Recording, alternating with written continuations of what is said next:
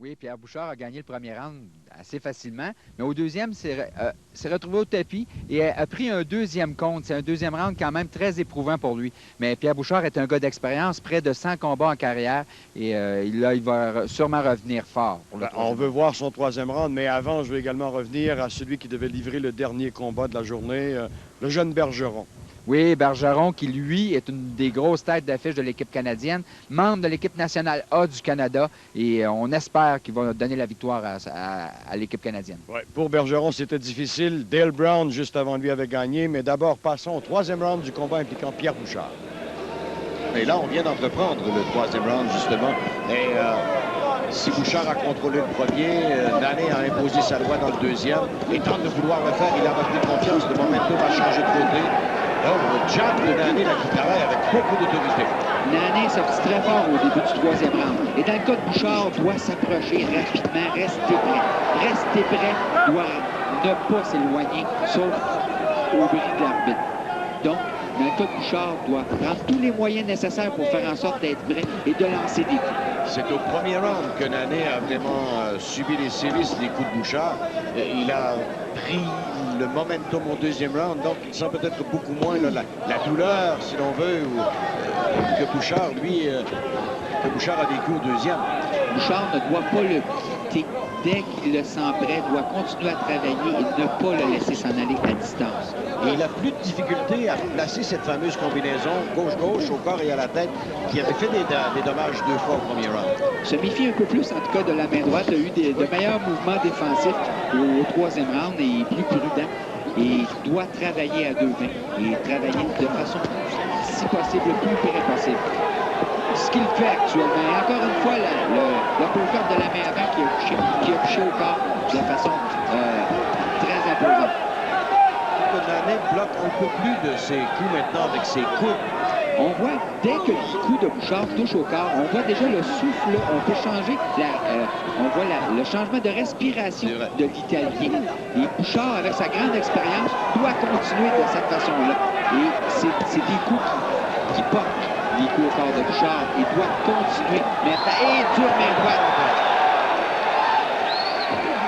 Nane veut reprendre un peu ses énergies. La foule est très intéressée avec ce qu'elle voit et elle encourage l'action des deux côtés parce qu'il faut dire il y a quand même beaucoup de partisans là, pour Pierre Bouchard, mais Nane a également plusieurs partisans italiens. La gauche de Bouchard qui a bien marqué. J'ai aimé jusqu'à maintenant la défensive de Bouchard dans ce troisième round. Il a bloqué beaucoup de coups de Nane et est revenu. Et maintenant, c'est un combat qui n'arrête pas finalement de changer d'allure. Oui. C'est d'un côté comme de l'autre. On veut aller chercher la victoire qui est possible d'un côté comme de l'autre à l'heure actuelle. Et c'est comme tu as dit, Camille, c'est un combat qui est très bien équilibré. Et encore un dur uppercut de Bouchard au corps. La réplique de Nane est plus vite avec la main droite, mais sans trop de conviction toutefois. C'est ça. Et là, Bouchard devrait travailler, il avait une belle occasion. Et a trop attendu à laisser l'arbitre repousser les athlètes. On est dans les dernières minutes du troisième round. Là, il y a la fatigue se fait sentir. C'était tout un combat. Belle série encore de Bouchard. Oui. Alors, ça a été un beau combat. Ça a été un beau combat où on a joué un peu à la chaise berceuse, tantôt d'un côté, tantôt de l'autre. Les deux pugilistes, Nane d'abord, mal pris, ralenti au premier round. Bouchard ralenti au deuxième round. Les deux sont revenus au troisième round avec passablement d'autorité.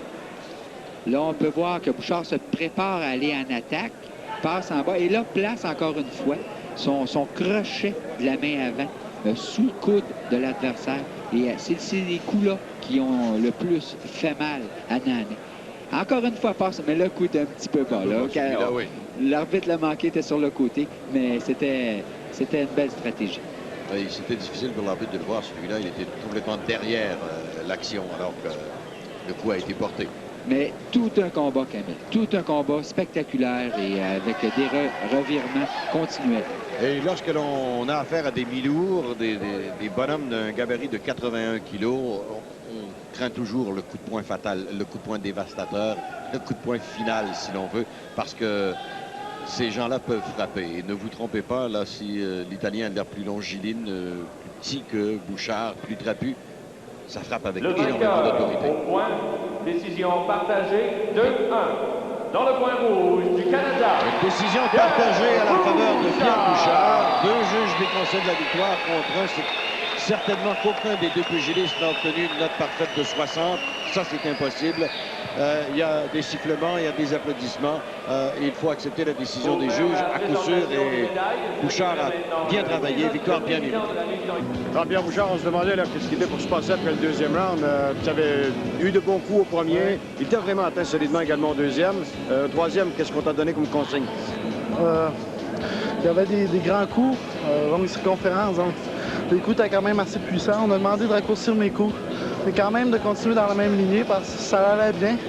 Juste des petits détails qui ont fait que Hugo et Yvon Michel m'ont donné des bons conseils, puis ça a bien été. Mais tu as travaillé beaucoup avec ta gauche. C'est ton arme favorite?